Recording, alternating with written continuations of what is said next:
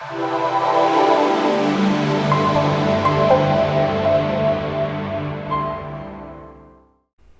today's episode, we will be going over the life of German theologian and alchemist Johann Konrad Dippel.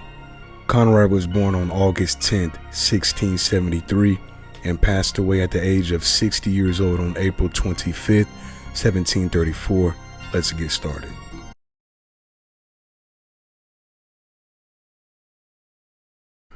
Konrad was a physician, theologian, alchemist, and occultist.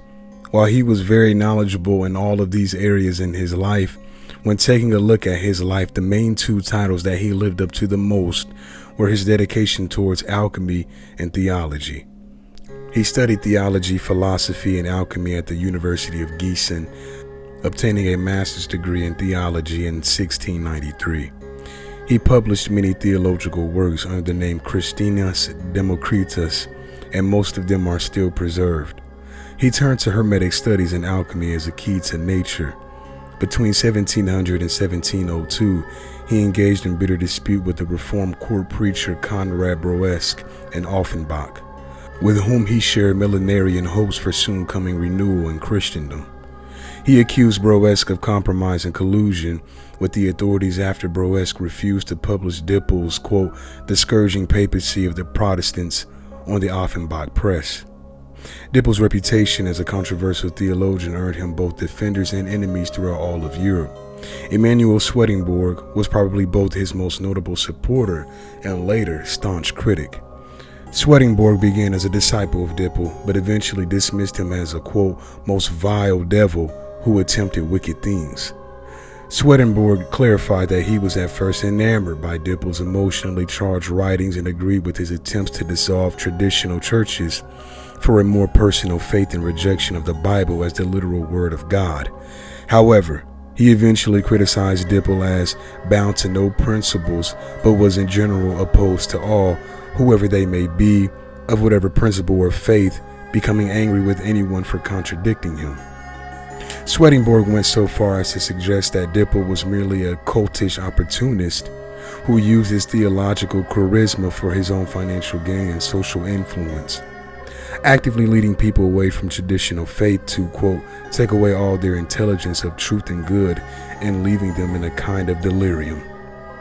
Dippel led an adventurous life, often getting into trouble because of his disputed opinions and his problems with managing money. He was eventually imprisoned for heresy, and he served a 7-year sentence.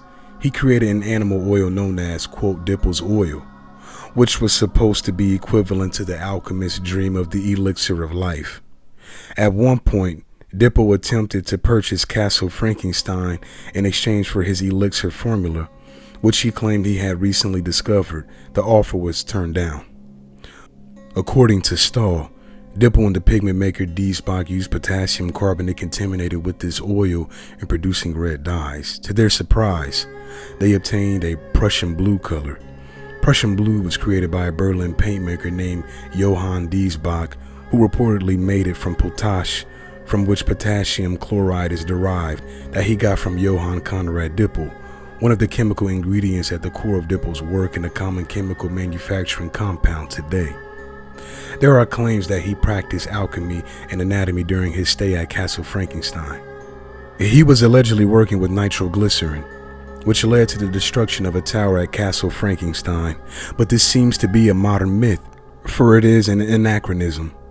Nitroglycerin hadn't been discovered in Dippel's time, and although the history of the castle during Dippel's lifetime is well documented, the destruction of a tower, though surely a remarkable event, is nowhere mentioned. Nitroglycerine is an explosive liquid that was first made by Asciano Sobrero in 1846 by treating glycerol with a mixture of nitric and sulfuric acid.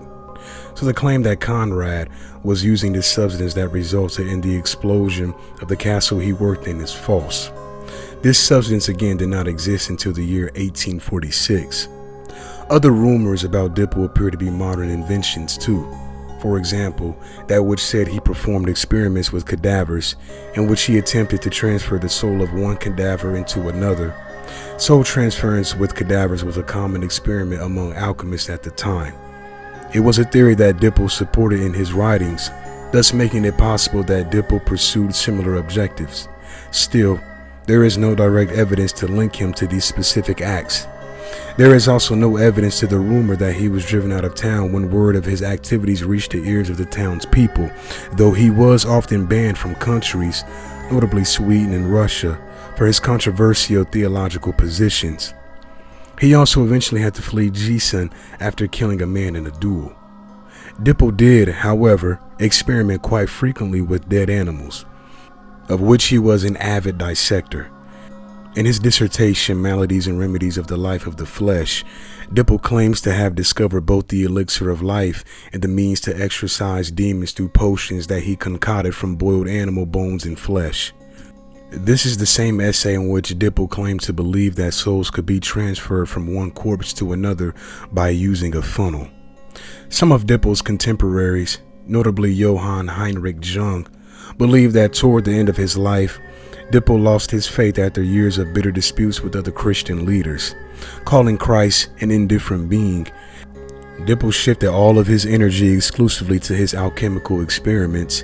He set up a lab near Wittgenstein, and at this point in his life, historical records are vague on his activities, thus grew folkloric. During this time, at least one local minister accused Dippel of grave robbing, experimenting on cadavers, and keeping company with the devil. For the most part, Dippel kept to himself and his work. He perhaps even actively perpetuated the rumors that he had sold his soul to the devil in exchange for secret knowledge, as relying on his reputation as a dark sorcerer better enabled him to find audiences with those willing to pay for his knowledge of the philosopher's stone and the elixir of life. He died at Castle Wittgenstein, near Bad Lasf, probably from a stroke, though some contemporaries suspected poisoning.